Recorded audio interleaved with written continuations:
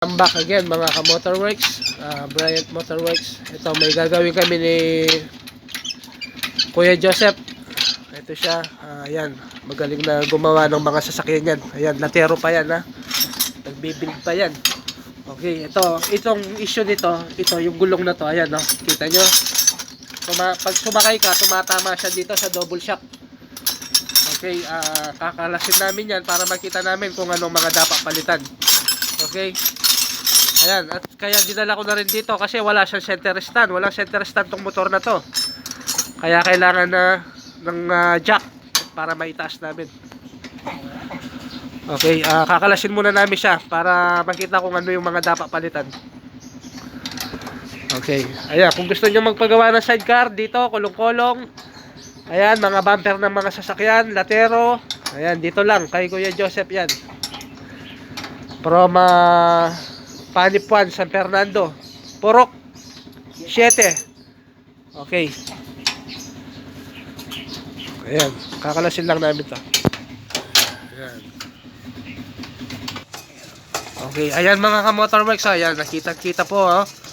Ayan, kaya tumatama yung, ayan, oh, yung busig ng, swing arm, ang sira. Okay, yan po. Ayan, okay, yan po ang gagawin natin. Po, natanggal na po namin yung mga shock. Ayan, yung swing arm na lang yan, pati yung gulong. Ayan, nakakalas na po, nakababa na. Ayan o. Eh, nalakas. Oh. Yan ang salarin, kaya ganyan siya. Nakakamatawin. Okay. Nakakalas na namin. Okay. May ito ka kanina bro.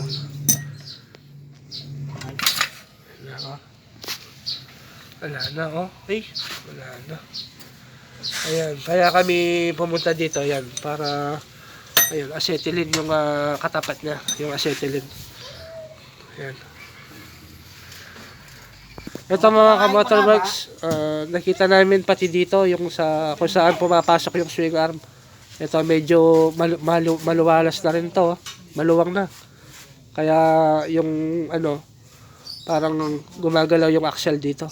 Napakaluwak na. Yan mga ka-motors, halos ayos na po. Ayan oh. Nawala na po yung alog niya sa swing arm. Okay, ginawa namin dito mga ka-motorworks, dahil wala kaming nahanap na bushing, ginawa na lang namin ng paraan yan. Naglagay kami ng sapi sa loob mga ka-motorworks at washer dito sa gilid. Ito sa loob, ito, para mawala po yung play. Okay, pati po ito, linagyan namin ng sapi sa loob para mabawas po yung play niya. Ayan, wala na. Bagos hindi pa matalik yung axle niya. Okay, pati yung axle wala kami nabili. Binild up na lang ni Kuya Joseph yan, mga motorworks. Binilding niya tapos pinantay niya para magpantay ulit kasi nagkaroon na siya ng ukab, mga motorworks. Kinain na. Pero ngayon okay na siya ulit. Ayan, oh. Mahirap po yung mga bushing na ganito. Wala dito. Puro mga TMX lang. Yan. Okay, yan. Wala na. Wala kaalog-alog. Dati yung maalog siya, pumupunta dito eh. Kaya tumatama dito sa mga shock. Papalit lang kami ng double shock. Itong apat, papalitan namin. Yan mga ka-motorworks. Alos katatapos lang po namin. Yan, nagpalit na rin kami ng shock, apat. Okay, yan. Yan, na-build up na po yan. Ayan, si Kuya Joseph pag gumawa. Yan, oh. Wala nang alog yung yung swing arm niya. Okay? Okay, yan. Matatag na. Yan, oh. Malayo na. Ayun, oh. Malayo na yung clearance niya dito. Yan, oh. Hindi na sumasayin dyan.